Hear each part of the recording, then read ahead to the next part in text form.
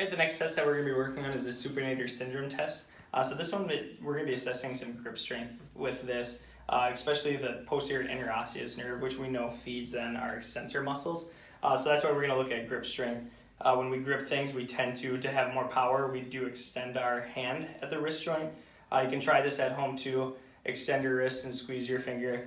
Go into flexion, try and squeeze, see which one you have more power with. So that's what we're going to be testing here with my patient. So I'm going to just first have him just squeeze my fingers. That's very good, very good. He's very strong. So I'm going to just assess that, keep that in mind about how hard then he was able to squeeze.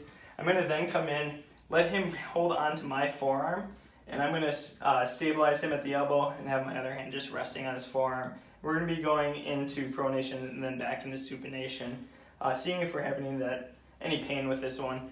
You won't necessarily see paresthesia with this one because we do know the posterior interosseous nerve is just a motor nerve.